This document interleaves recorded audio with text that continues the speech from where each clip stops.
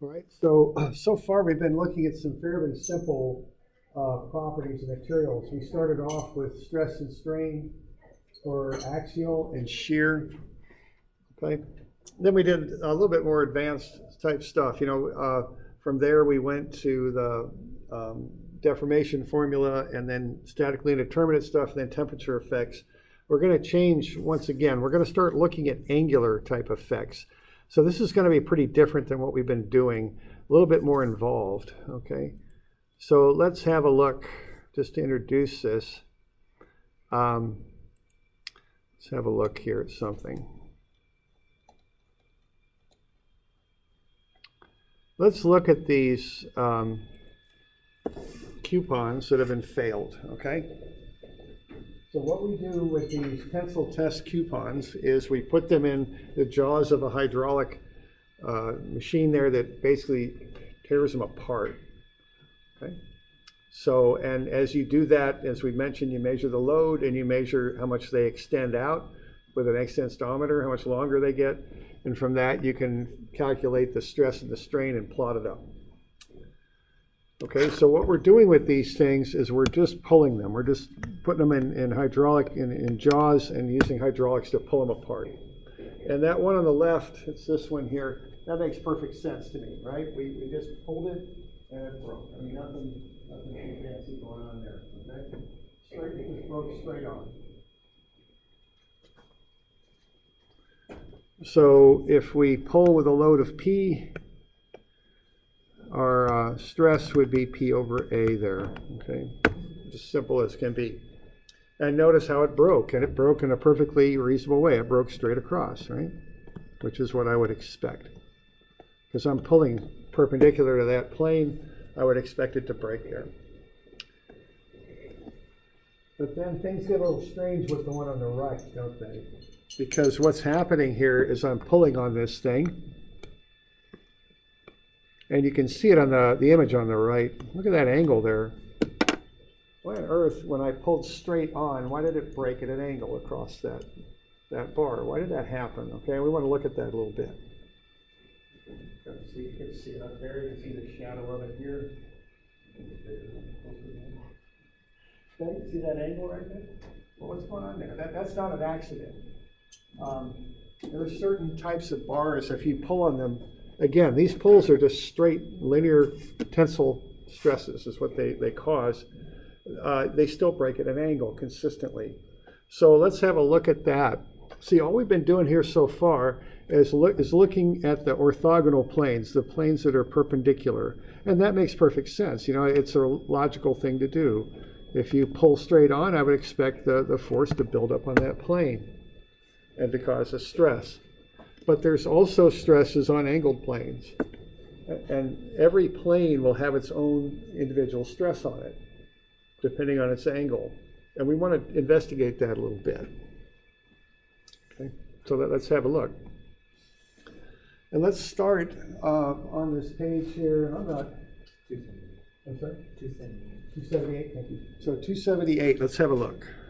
Now, instead of using an angled plane, it's easier, I think, to look at an angled force. Let's start with that. And we'll just start kind of building the idea here. Then we're going to develop some equations, because we're engineers and we got an equation for everything, right? So we gotta do that. So let's start with an angled force. So let's say instead of pulling straight on this little post here, I'm going to pull at a 60-degree angle with 500 newtons. Let's figure out what the forces and stresses are on that plane. Okay. So I'm going to go ahead and do that. And all right. So what do I got there? I did the cross-sectional area. It's 3 by 8 centimeters. I'm going to stay in meters here. So that's 0.08 times 0.03, and that's 0.0024 square meters. And it looks like I should have had a unit in there, meters. Okay.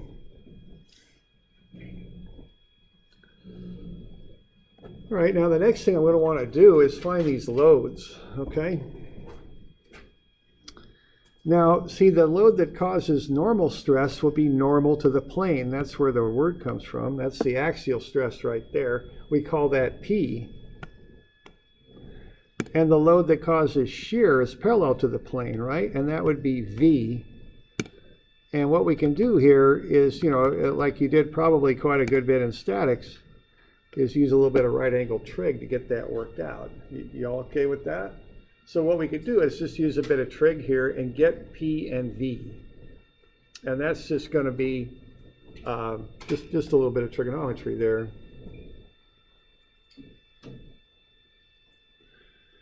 So I'm thinking that ought to be about 250, right?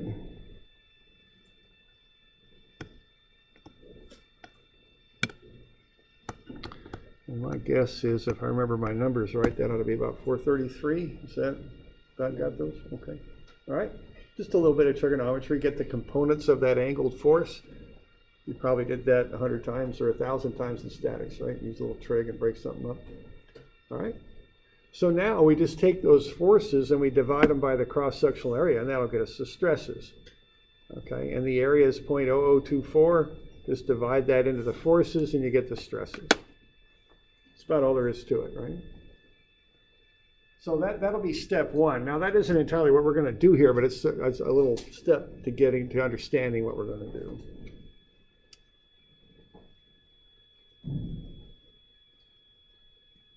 So all we had to do was apply some right angle trigonometry. That's all we had to do. So we good with that? Okay. All right, now the next thing let's do is let's keep a force that's pulling straight, but let's look at an angled plane. See, all we've been doing so far in this class, and it's a logical thing to do, is all we've been looking at is the standard cross-sectional plane right there. And that's a sensible thing to do. That does bear that bears most of the load. I mean, that's the plane that we often analyze. That's the simple stress that occurs. But you can look at any plane you want, is what you can do, okay? We could investigate any plane that we want and see what the stress is on it. So let's just look at a plane that makes a 30-degree angle across that bar. Okay? So let's get the cross-sectional area of that plane. All right. So what I'm doing here, I'm kind of going to use if you took statics from me, I used to call that inclined axes. Okay. I'm going to do that. So the standard cross-sectional area we already know is what, 0.03 times 0.08. That's what I call the standard cross-sectional section. But now I'm using an inclined plane. So that area of that inclined plane will not be just 0.03 times 0.08. Okay, and the way to kind of understand this, I always like to build little models sometimes to analyze things. So I've got areas that I'm working with, but I could just kind of look at the relationships just using the right triangle that's right here. If this is 30 degrees, and this is the standard cross-sectional area there, but I'm going to say that length there is A, what would the length of the hypotenuse be?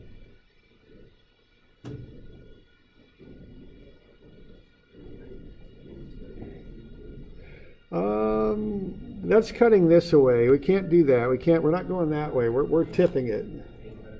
Yeah, divided by cosine 30, right? Because the hypotenuse times cosine 30 is A. So to get the hypotenuse, I take this A and divide it by cosine 30. You all good? Okay. That's the deal. All right. So that's not going to be the 0.024. It's going to be a little bigger now because it's inclined, right? So now we can look at how the 500 newtons affects that plane. See, we can analyze any plane we want. By convention, we analyze the standard cross-sectional plane, but I could do an angled plane, okay, if I want. So let's have a look. All right, so now the one thing I have to do, even though so now I'm dealing with this plane that is kind of going like that. I've got a straight force, but what I'm going to want to do now is get the components of that force that are normal and parallel to the plane. That's my P and my V, okay? So I'm going to have to work with this angle. Now I know that that's 30. I've got a 90 right here, and I've used up 30, so that's going to leave 60 right there. You all with me there? That'll be 60, okay? Okay.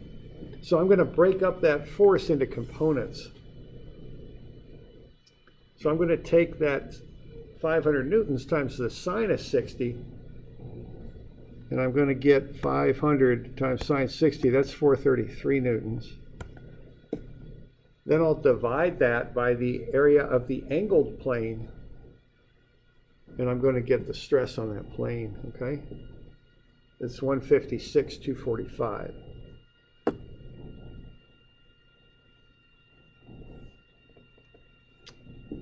And then I can do the same thing with the shear force that's parallel. The cosine 60 times 500 is 250. Divide that by the area of the plane, I get 90,000 to 11. Okay? So that's how I would do that. And notice I'm using trigonometry twice. I'm using it once to get the angle of the inclined plane, and I'm using it a second time to get the component of the force that's either perpendicular or normal to it or parallel to it. So I'm using trig twice, okay?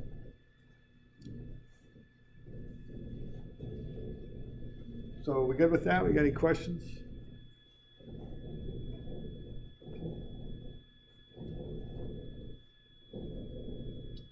All right.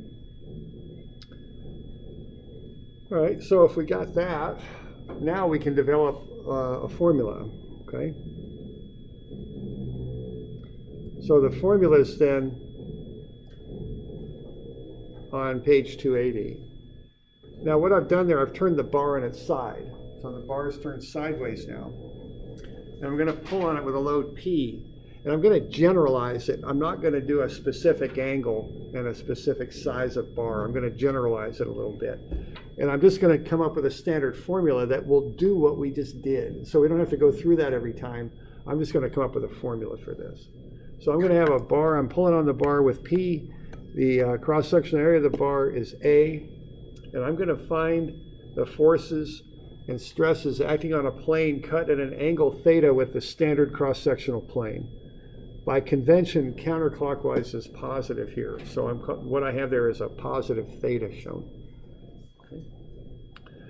So I'm going to find those two forces, the normal force, which I'll call N, and the shear force, which I'll call V. Okay.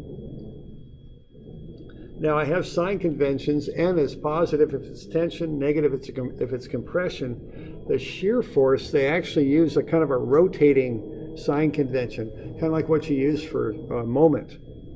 So if the shear would rotate the bar clockwise, that's negative. If the shear would rotate the bar counterclockwise, that's positive. Okay. And then S is the area of the inclined face. So sine S times cosine theta is A. So S, the area of that inclined face, is A over the cosine of theta. We just did that a minute ago. All right. So that's what I'll start with, and then we just go through a little bit of equilibrium analysis is what we do. So I can go sum of Fn is 0 and sum of Fv is 0 and solve them out. I'm working with this little section here of the bar. There's my free body diagram. So I got P pulling to the left. I've got the normal force going up, normal to the plane. I got the shear force parallel to the plane.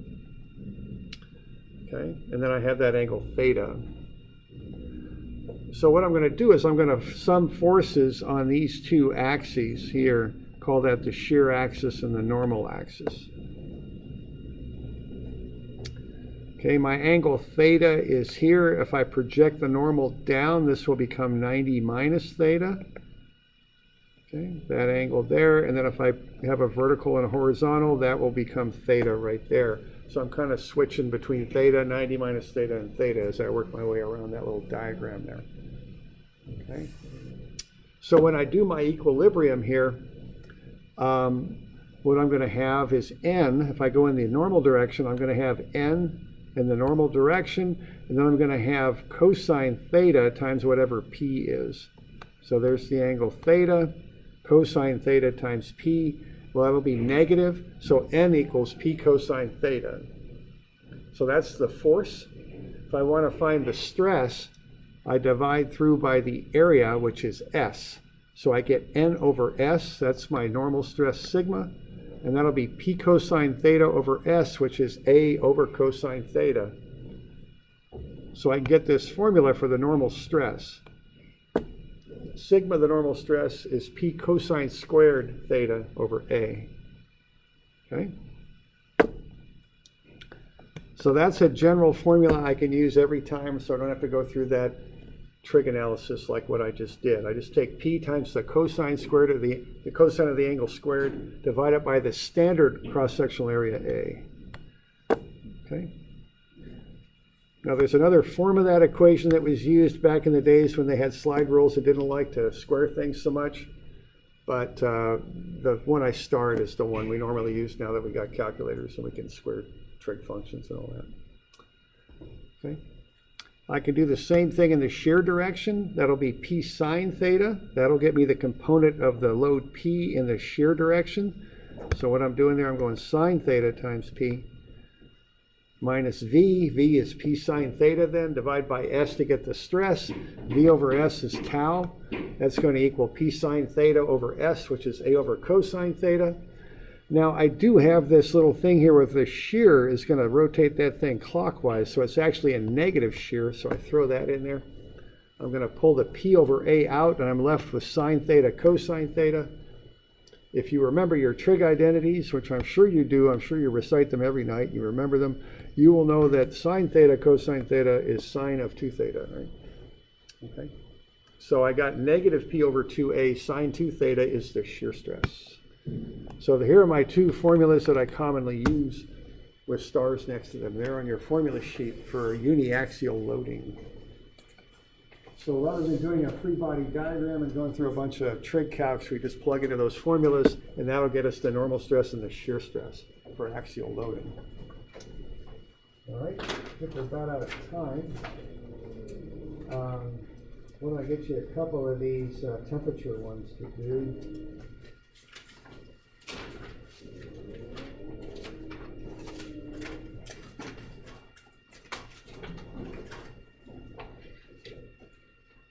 Find them. There it is.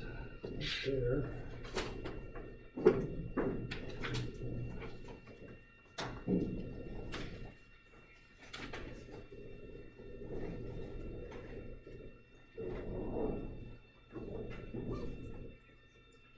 All right, let's do 171 and 172.